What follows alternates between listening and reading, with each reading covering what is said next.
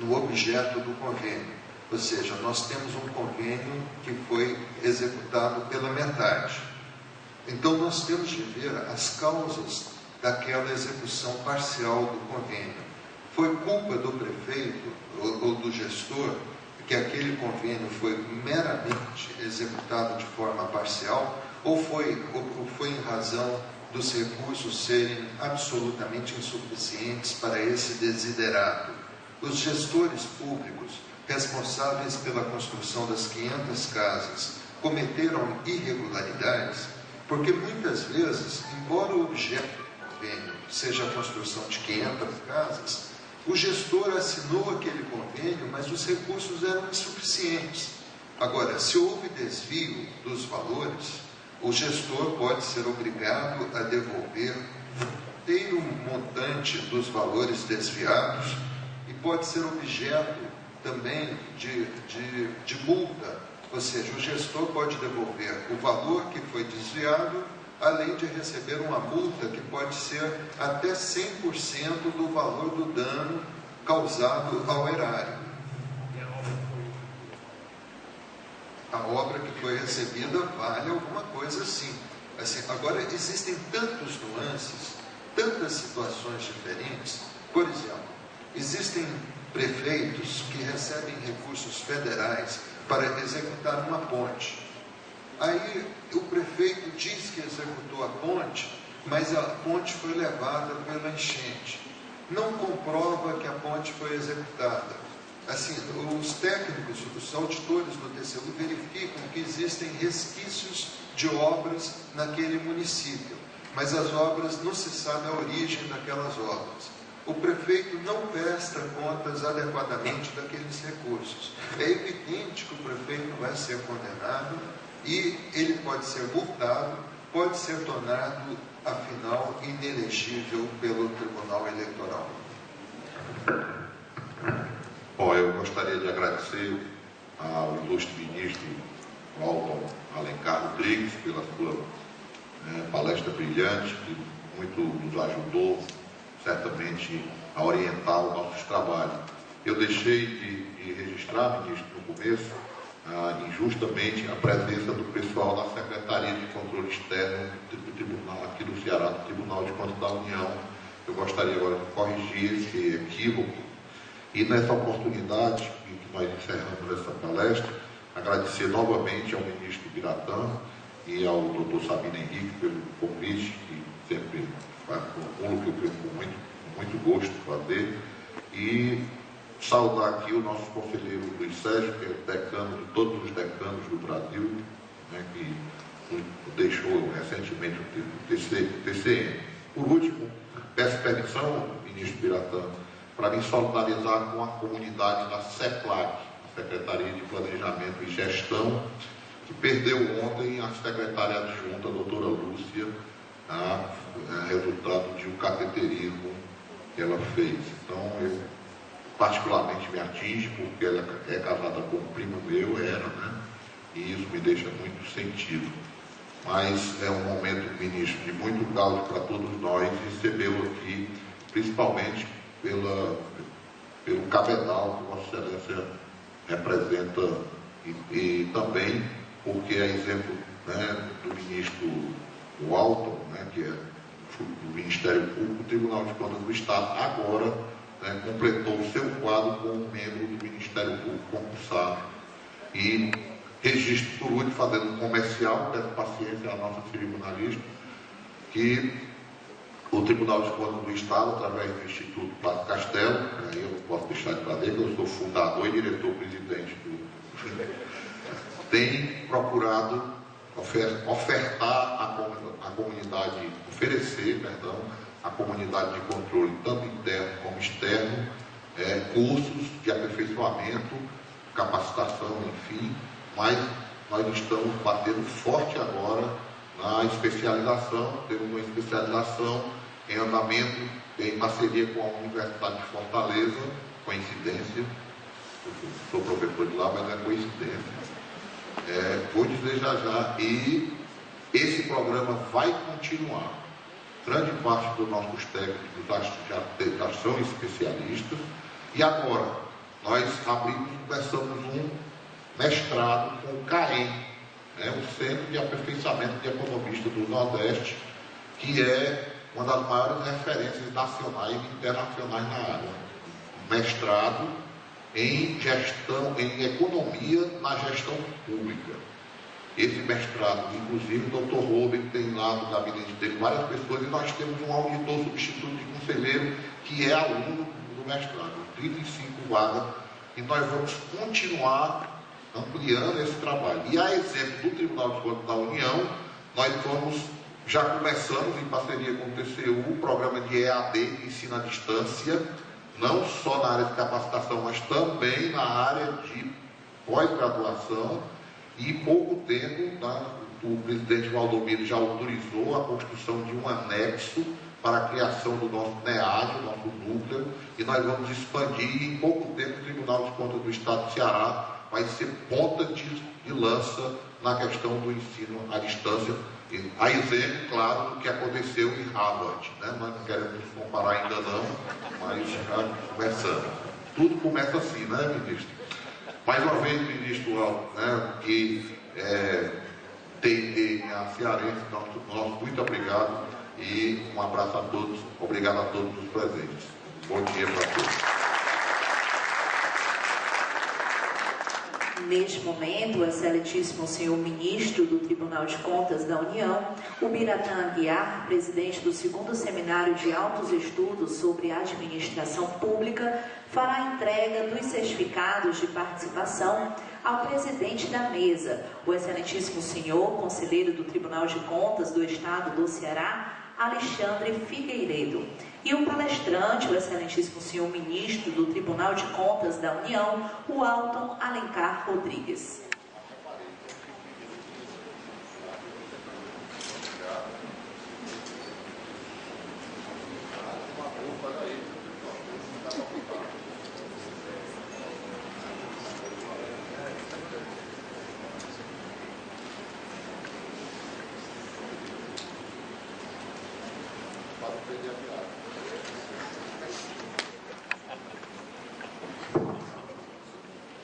A cerimonialista fica nervosa com justa razão, porque nós temos mais uma palestra. Eu queria agradecer ao meu amigo Alton Alencar Rodrigues, um dos melhores valores do Tribunal de Contas da União. Há uma constelação que me permitiu seguir esse caminho das estrelas, e ele sempre pontificou com muita seriedade, não só o rigor da lei, mas acima de tudo aquela visão também teleológica. Ele defende princípios. Eu queria fazer um depoimento público aqui. Na área de pessoal, muitas vezes nós divergimos, e foi quando eu aprendi muito, porque dessa divergência, para fazer a divergência, eu necessitava estudar para poder enfrentá-la, porque ele se apaixona pelas causas, estuda. O processo dele é um processo, ele sabe realmente detalhes para discutir. Ele se apaixona. Há poucos dias eu visitando o tribunal, ele me mostrava um voto primoroso, mas ele defendia com tanto ardor, como se tivesse sendo o seu primeiro dia no Tribunal de Contas da União. Então esse é o Alton Alencar Rodrigues, que realmente eu quero agradecer a sua presença, em nome dos que fazem seminário, do Sabino, meu, de quantos estão trabalhando aqui. Então o Alton deve o nosso melhor agradecimento, e saiba que a minha admiração continua, não só por sua palavra, mas pela biografia e o histórico da sua vida. E o Alexandre Figueiredo, não precisa dizer, é a tradição que vem do meu saudoso e querido amigo Chico Figueiredo, que se estende a ele e a Tomás Figueiredo, professor da Universidade de Fortaleza e conselheiro do Tribunal de Contas do Estado. Muito obrigado.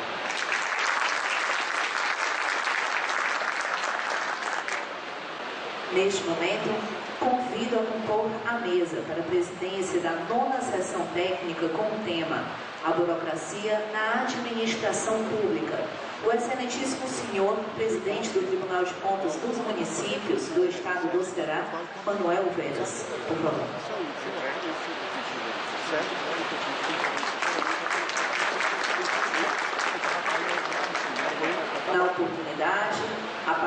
será proferida pelo senhor professor doutor da Universidade Federal de Minas Gerais, Luiz Alex Silva Saraiva, o qual convido ao palco.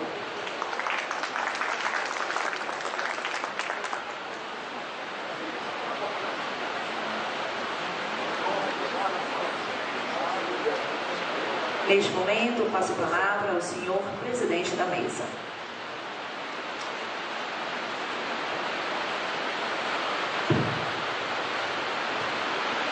Bom dia a todos.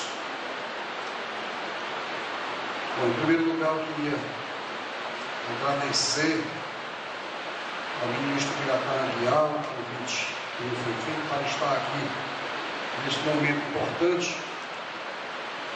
para todos nós, dizer da grande satisfação que tenho de encontrar aqui meus companheiros, seguidores do Tribunal de Contas que aqui estão participando desse momento, amigos da Assembleia Legislativa do Estado de Ceará, mas nós vamos ser objetivos. Nós estamos aqui presidindo esta mesa para uma palestra do Dr. Luiz Alex Silva Saraiva. Dr. Luiz é doutor em administração pelo Centro de Pós-Graduação e Pesquisa em Administração da Universidade Federal de Minas Gerais, pesquisador do Núcleo de Estudos Organizacionais e Simbolismo do Centro de Pós-Graduação e Pesquisa em Administração da Universidade Federal de Minas Gerais também, do Núcleo de Estudos Organizacionais e Tecnologias de Gestão da Universidade de Salvador, do Núcleo de Estudos sobre o Trabalho, Ocupações e Profissões da Fundação Joaquim Nabuco, e do Grupo de Pesquisa sobre Dinâmica Organizacional, Inovação e Sociedade do Centro Universitário 1. Também é professor adjunto do Departamento de Ciências Administrativas e do Centro de Pós-Graduação e Pesquisa em Administração da Universidade Federal de Minas Gerais. Publicou os seguintes livros: Comunicação e Organização de Processos e Práticas, Difusão 2010, Análise do Discurso em Estudos Organizacionais, Juruá 2009, Trabalho e Sociedade, Representações e Significados, CRB 2009, Turismo, Sustentabilidade e Meio Ambiente, Contradições e Convergências, Autêntica 2009, Organizações Familiares, o Mosaico Brasileiro, o PR 2008, Simbolismo Organizacional do Brasil, Atlas 2007, Administração com Arte, Experiências Vividas de Ensino e Aprendizagem, Atlas 2007, Terceiro Setor, Dilemas e Polêmicas da Saraiva, Gestão, Trabalho e Cidadania, Novas Articulações, Autêntico 2001, Dicionário de Educação Profissional, o FMG 2000 e Recursos Humanos, uma dimensão estratégica na UFMG 1999. Portanto, nós passamos nesse momento a palavra ao Dr.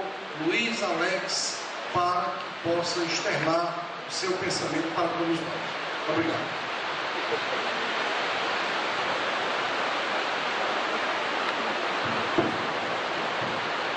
Bem, bom dia a todos.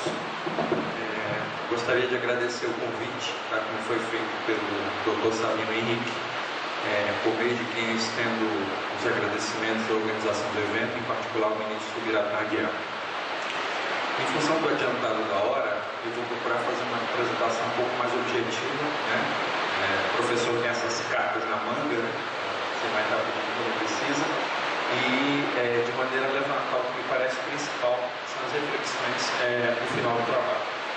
Bem, o título da apresentação que me pediram para fazer foi Burocracia na Administração Pública, né? Um tema que incomoda sistematicamente quem estuda e quem trabalha na área de administração.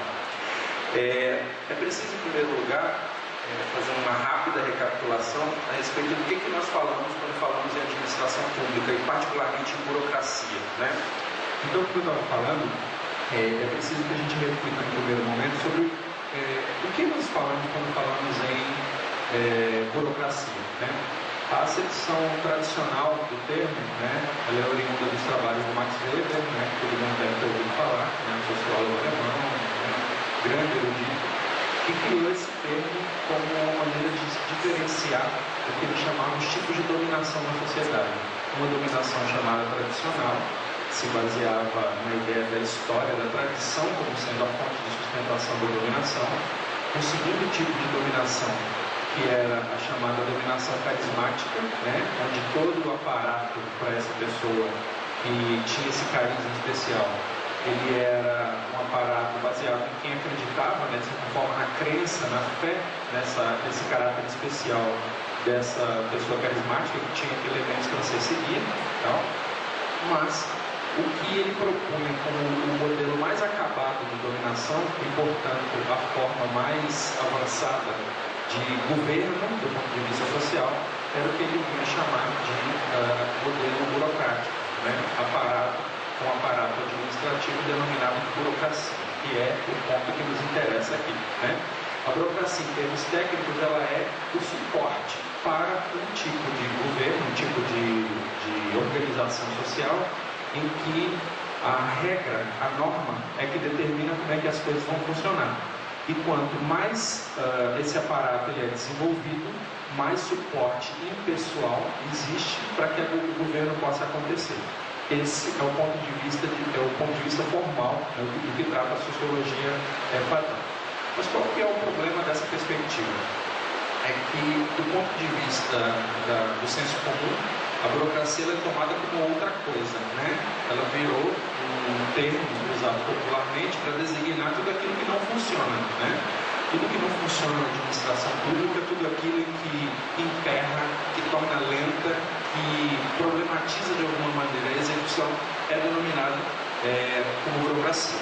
A burocracia, desde os anos 60, quando houve uma recuperação muito forte do conceito, ela passou a ser utilizada amplamente na administração, porque era um jeito de resolver, né, o problema dos humores dos administradores.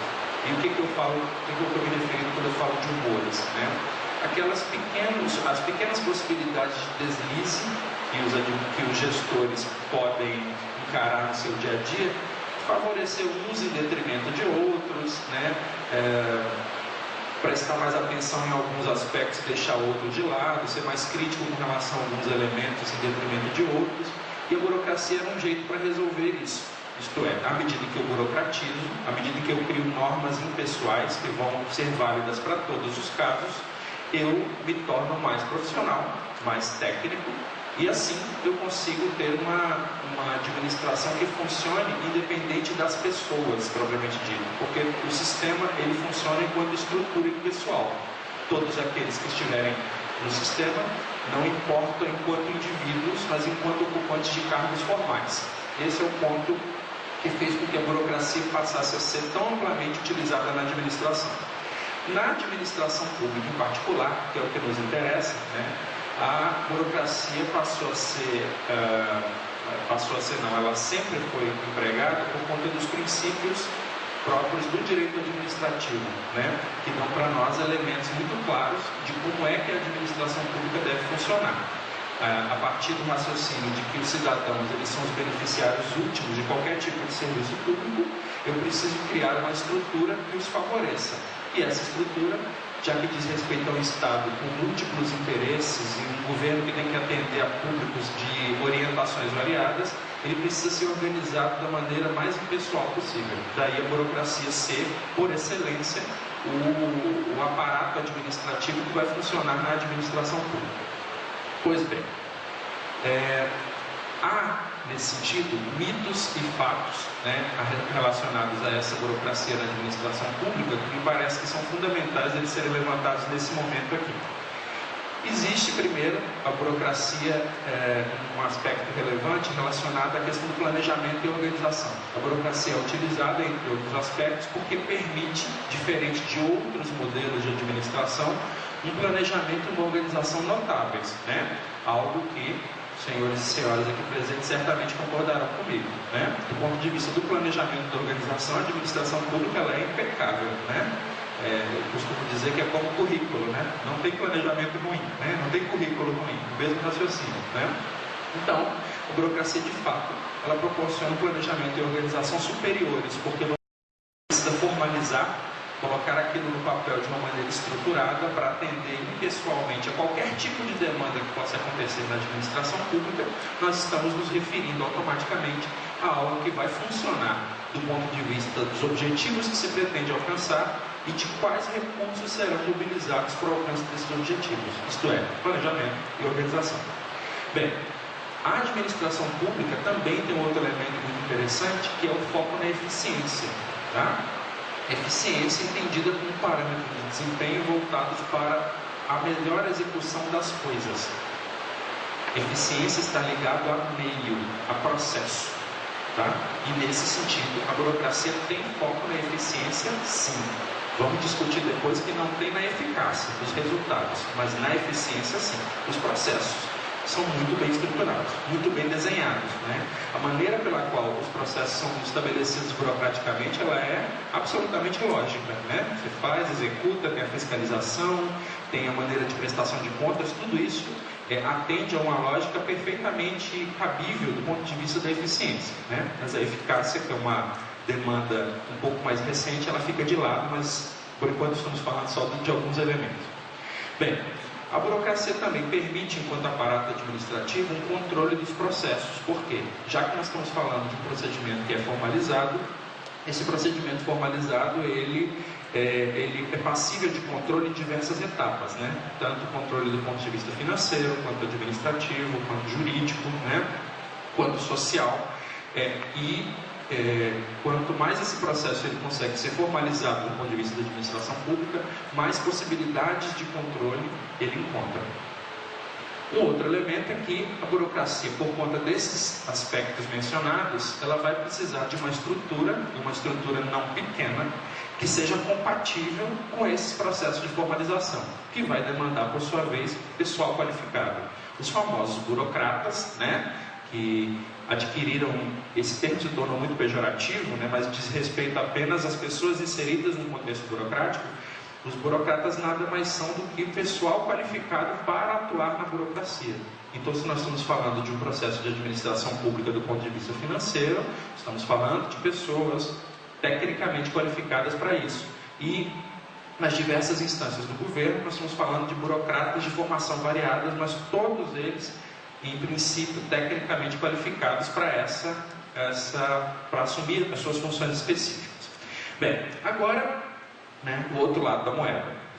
Esses elementos que funcionam plenamente do ponto de vista lógico, do ponto de vista formal da administração pública, eles vão encontrar uma série de restrições contemporâneas, né, que vão mostrar o quanto que a administração pública se vê pressionada a mudar para outra coisa, uma coisa melhor. O primeiro elemento é a chamada incapacidade treinada, que tem a ver diretamente com o segundo elemento, que é a perda de foco nos cidadãos. Incapacidade treinada, um termo criado por um estudioso americano chamado Robert Merton, na década de 60, ao estudar o fato de que várias pessoas, havia evidência, ele partiu de um estudo nos Estados Unidos, mas que depois uma coisa verificada em vários outros países do mundo, de que quanto mais o burocrata era treinado para desempenhar a sua atividade burocrática, a sua atividade administrativa, mais ele perdia o foco e para que aquilo servia, isto é, o fim. E o meio passou a ser o mundo desse burocrata. E essa realidade é a realidade de muitas instâncias da administração pública. Eu não penso, enquanto burocrata, enquanto funcionário público, né, eu não penso em por que eu estou fazendo isso ou para quem. O importante é o processo. Então eu me torno incapaz exatamente porque eu sou treinado. Isto é, a administração pública me deixa tão imerso numa lógica voltada para o atendimento de parâmetros de eficiência no processo, que eu me esqueço para que aquilo serve. Então, o interesse do cidadão fica em segundo plano, porque o importante é fazer as coisas como tem que ser feitas. E aí, eu me arvoro para isso de argumentos do ponto de vista do direito administrativo, de processos fiscais, ou de aspectos próprios da administração pública, legislação específica, e esqueço de que eu só existo enquanto servidor público, enquanto burocrata, por causa do cidadão, e não a revelia dele. E aí acontece um processo de engessamento nesse sentido, onde eu deixo de ter sensibilidade para a demanda do cidadão, porque o importante é seguir a norma burocrática, ela se torna um grande fetiche. O meio se torna mais importante do que o fim.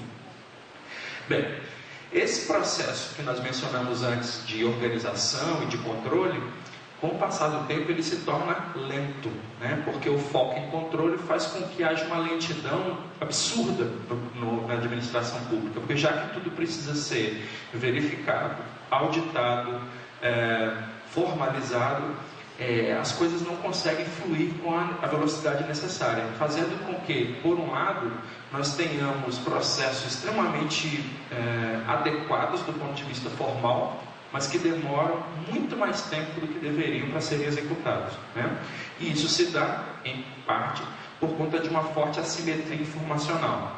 Quem está do lado de fora da administração pública, principalmente os cidadãos, taxa a administração pública de lenta, autorreferenciada, ineficiente, e quem está do lado de dentro coloca esse cidadão no papel de alguém desinformado, e se soubesse quais são as exigências do ponto de vista da administração pública, não faria essas críticas. Então essa assimetria informacional, ela só tende a afastar o burocrata ou o funcionário público do cidadão comum, fazendo com que esse abismo se torne, infelizmente, cada vez maior. Bem, há essas disfunções generalizadas que eu mencionei entre meios e fins, né? Se você perguntar para muitos dos burocratas qual que é a finalidade do seu cargo, da sua existência enquanto membro da administração pública, boa parte deles vai responder que é seguir determinadas normas, seguir determinada legislação e não tendo o cidadão como a figura chefe, né? O carro-chefe dessa existência propriamente dita, o que mostra para nós, que reforça a ideia de que os meios se tornaram, com o passar do tempo, mais importantes do que os fins, né, por conta de disfunções próprias da burocracia, né? E além disso, né, um problema que é particularmente sentido no caso do Brasil, e acho que todo mundo aqui concorda comigo nisso, é que nós temos muito forte, no caso da administração pública brasileira, um problema relacionado a políticas de governo versus políticas de Estado, né? A lógica de longo prazo no Brasil, ela é frequentemente prejudicada pelo raciocínio de que a cada 4 anos pode haver uma mudança de equipe, e essa mudança de equipe pode significar a ruptura daqueles parâmetros de longo prazo. O resultado é que o longo prazo no Brasil, na administração pública, é 4 anos, né? E porque você não sabe o que pode acontecer dali a 4 anos. Então, isso é muito ruim, porque de uma maneira geral você coloca todo mundo refém de uma lógica que ela é político-partidária e não necessariamente uma lógica de longo prazo, falando em termos de políticas públicas de Estado, né? Para vocês terem uma ideia, tudo bem que hoje em dia está na moda falar mal da Europa, mas é um caso interessante. O ministro de Educação da Alemanha é o mesmo há 22 anos. Isso é uma coisa que mostra, não que isso em si seja uma coisa, porque eles são alemães, nada disso. Apenas que 22 anos ele dá um indicativo para a gente de que as coisas permanecem com uma lógica que foi estabelecida há muito tempo. Ela não se altera de tempos em tempos, né? Isso é uma coisa que nós precisamos aprender, né? Pensar com um pouco mais de um horizonte um pouco mais amplo. Bem, estou indo rapidinho, está claro, gente, para vocês? Estou indo rápido, mas procurando ser mais claro. Bem, quais são os desdobramentos desses elementos que eu adotei aqui? Primeiro, claro, o engessamento da máquina pública, né? A administração pública ela é criticada como sendo algo engessado, difícil de lidar, inflexível, etc. Mas nós sabemos que, nós que estamos do lado de dentro, né, que isso só acontece exatamente em função das restrições que a administração pública tem. E também de um processo de crítica indevida à administração pública quando você toma o parâmetro da administração privada. Realmente isso é uma coisa que não cabe e é uma crítica injusta, porque é como você pegar o critério de uma bicicleta para julgar uma banana, né? Você está pegando coisas que têm natureza completamente diferente, dizendo, olha, isso não funciona porque nas empresas funciona. Mas as empresas não têm responsabilidades e atribuições que a administração pública tem. No entanto, várias críticas são indevidas nesse sentido. Mas é fato que mesmo dentro da esfera da administração pública, todos nós reconhecemos que as coisas não funcionam como deveriam. E isso tem que ser um objeto de preocupação de todos nós. Bem, esses aspectos relacionados ao engessamento da máquina pública mostram para nós problemas generalizados de agilidade no governo, né? Seja do ponto de vista de articulação de ações, seja do ponto de vista de manutenção de posições técnicas, né, com base nesses elementos burocráticos que eu mencionei aqui. E além disso, esses aspectos mencionados, eles projetam a imagem de ineficiência do governo e de descomprometimento com os interesses dos cidadãos. Via de regra, a ideia é essa, né, de que o governo é outra coisa fora de mim. O governo não sou eu representado, né, enquanto mecanismo, né, de governança pública. Não, o governo é outra coisa. Portanto, depois que eu elejo, eu falo mal porque eu não me sinto representado. E isso acontece em parte porque essa ineficiência eu não me identifico com ela. Esse governo, ele não se compromete comigo, com aquilo que é importante para mim, né? Bem, com isso nós vivemos uma lógica institucional muito perversa na administração pública, que premia o ajuste a uma ordem que aprisiona a todos, né? Governo, servidores e cidadãos.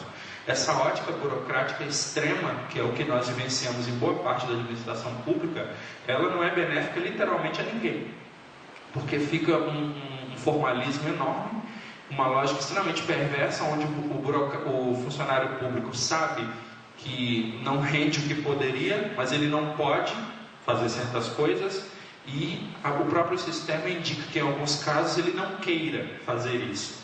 Eu tenho, do ponto de vista do governo, amarras de diversas ordens, né?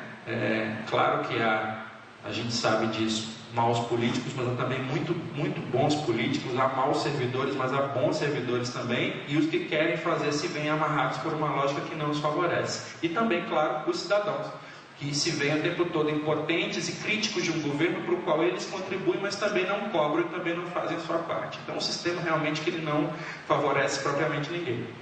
Bem, além desses aspectos mencionados, a inovação termina sendo mal vista nessa ótica da administração pública, porque ela pressupõe um aparato administrativo que não existe.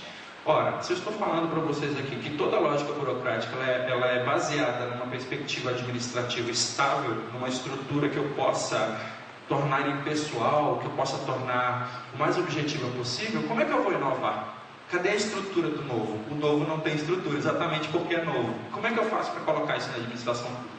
Grande desafio, não é pequeno esse, mas em geral há um clamor muito grande por essa inovação, ainda que os parâmetros para elas não sejam claros em lugar nenhum, né? As iniciativas acontecem em diversos sentidos, mas a inovação ela tende a ser vista com muita reserva, porque ela precisa de qualquer coisa ser institucionalizada, ser planejada, organizada e controlada de acordo com uma lógica burocrática. É um contexto que de fato não favorece, né, essa modificação. E esse ciclo autoalimentado ele nos leva à seguinte questão: mas então o que fazer, né?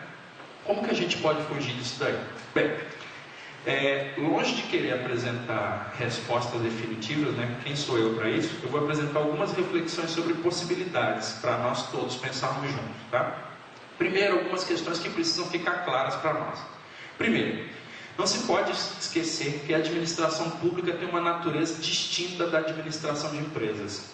Eu tenho visto que o primeiro aspecto que nós devemos ter em mente é o fato de que a administração pública não é administração de empresas.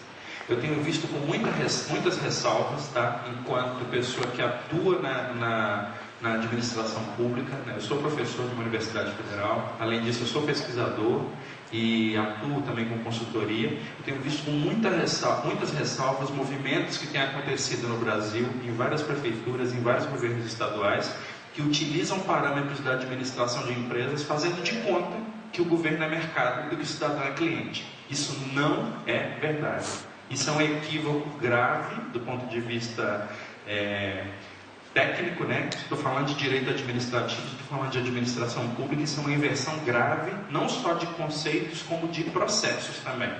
Não é porque o cidadão paga que ele tem que ter acesso à informação. Ele tem direito, está na lei a isso. E ele também tem deveres, né? Porque se você assume a lógica privada, você está colocando esse cidadão num papel muito privilegiado, né? De cliente que tem todas as possibilidades, já que ele paga. E pagando ele pode escolher o que quer fazer, como, quando e com quem, né? O cidadão ele tem um alcance muito maior do que a questão do cliente, porque ele é alguém dotado de direitos e deveres no âmbito de um Estado de direito mesmo. E, portanto, reduzir a complexidade da administração pública a uma lógica empresarial é uma coisa grave do ponto de vista conceitual e também problemática do ponto de vista operacional. E isso é o primeiro alerta que precisa ser feito. A administração de empresas, ela não é administração pública. Evidentemente, que nós precisamos encontrar saídas do ponto de vista da gestão pública. Evidentemente que eu estou falando que os nossos processos públicos eles não funcionam como deveriam. Nós todos sabemos disso aqui. Agora, tomar como naturais algumas atitudes algumas ações típicas da administração privada como sendo desejáveis ou soluções para a administração pública, isso me parece extremamente problemático. Eu acho que a gente tem que ter cuidado. E cuidado por quê? Porque as tentações nesse sentido elas são abundantes na mídia especializada, O raciocínio de desburocratizar, essa ideia de tornar mais ágil, é algo que deve ser visto com muito bons olhos, assim, no sentido de afastar essa carga negativa da burocracia, tornar o processo mais interessante. Só que a mídia especializada não vive os problemas que nós vivemos na administração pública.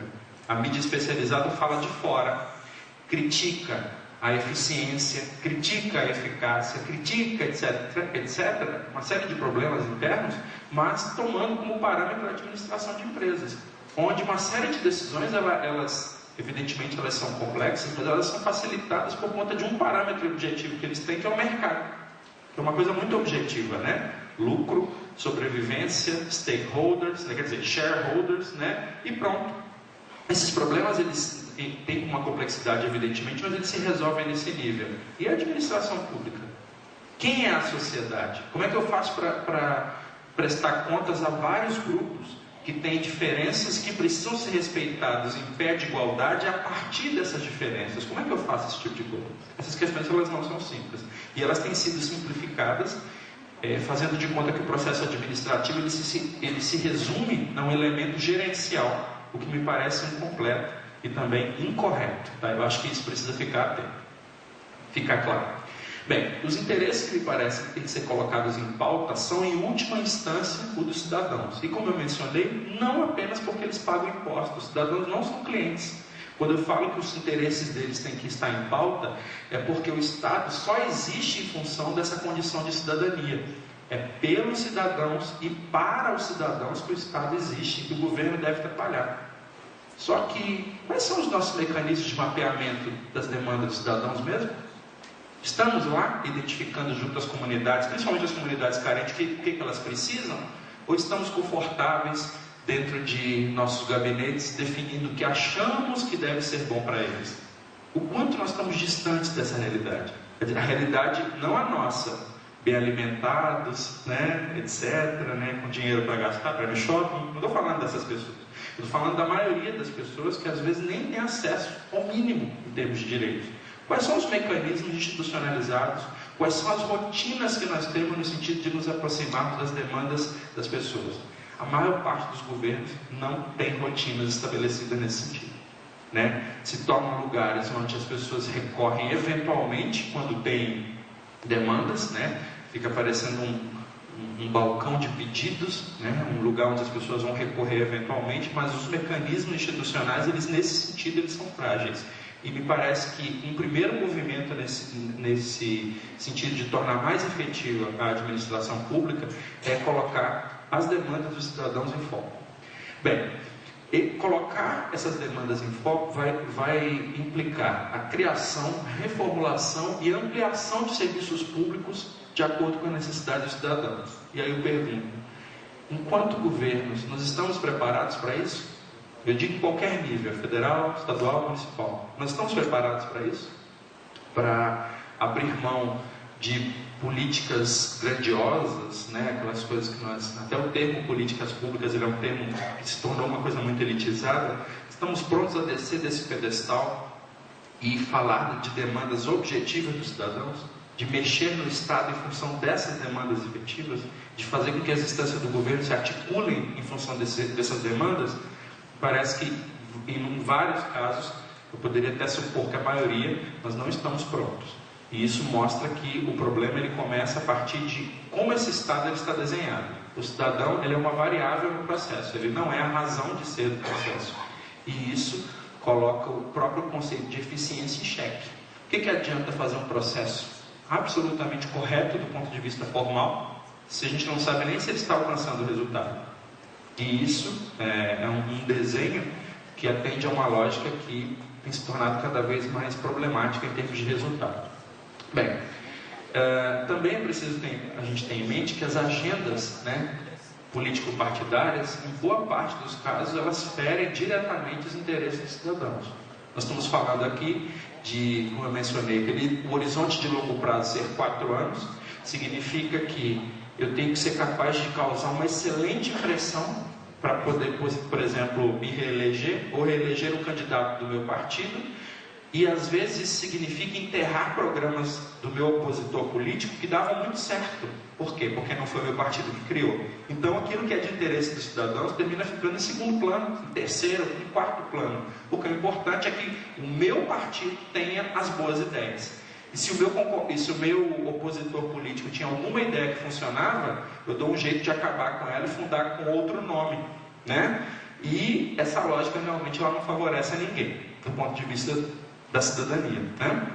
Bem, e aí, para a gente encerrar, né, aqui, né, para não ficar com esse blá blá blá, né, para a gente passar logo para a discussão, que é a parte que mais nos interessa, é preciso, do ponto de vista dos direitos, monitorar quais são as necessidades dos cidadãos. Isto é, essas necessidades é que precisam ser o ponto de partida e o ponto de chegada da administração pública. Acho que sem considerar isso, qualquer ideia de resultado, ela vai cair no mesmo formalismo no qual nós estamos presos e do qual nós reclamamos tanto.